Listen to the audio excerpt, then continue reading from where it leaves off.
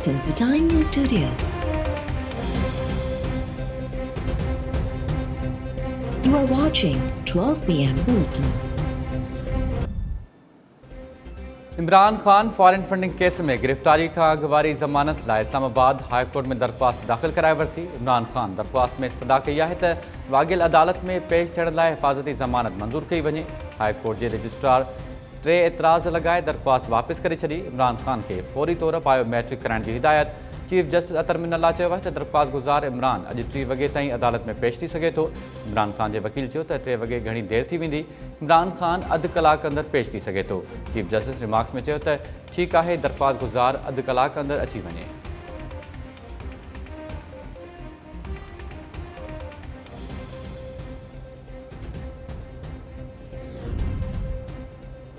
Army chief की मुक़ररी वाले मामले ते कंहिंजी भी न ॿुधो। आइन ऐं कानून मूजिब फ़ैसिलो करियो। वज़ीर आज़म शहबाज शरीफ़ के चौधरी शुजात हुसैन जो मशवरो। वज़ीर आज़म ऐं चौधरी शुजात विच में थियल मुलाक़ात की अंदरूनी कहानी साम्हूं अची वई। वज़ीर आज़म चौधरी शुजात के चयो त आर्मी चीफ की मुक़ररी कानून ऐं आइन मूजिब ही थींदी। ज़रियनि मूजिब वज़ीर आज़म चौधरी शुजात हुसैन खां तबियत जो पुछियो। चौधरी शुजात मुरकंदे चयो त तव्हां महांगाई घटायो, मुंहिंजी तबियत वधीक बहितर थी वेंदी। वज़ीर आज़म साहब तव्हां सां गॾु आहियूं, पर आवाम खे रिलीफ ॾियो। पेट्रोल जा अघ घटायो। वज़ीर आज़म चयो त इसहाक़ डार वापसि अची डॉलर खे घटायो आहे। हाणे महांगाई घटाइण ते ध्यानु ॾियूं पिया।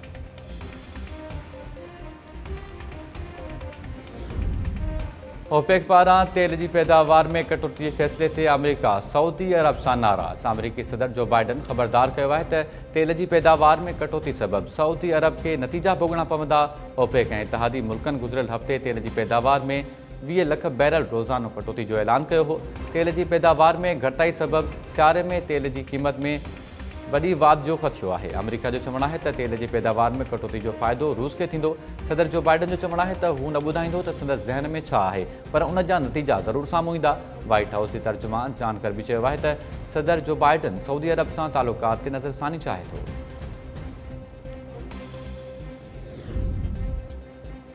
पाकिस्तान में हलंदड़ माली साल दौरान महांगाई और बेरोज़गारी में वाध जा इम्कान। IMF world economic outlook report जारी करे छॾी। आलमी मालियाती इदारे जो चवण है कि हलंदड़ माली साल पाकिस्तान में महांगाई की शरह 99.9% थियण जा इम्कान आहिनि। बेरोज़गारी की शरह वधी 6.4% थी वेंदी। करंट अकाउंट खसारो 2.5% ऐं मुआशी पैदावार 3.5% थियण जी अॻ कथी। हलंदड़ माली साल पैदावारी तरक्की जो हदफ़ भी हासिल न थी सघंदो।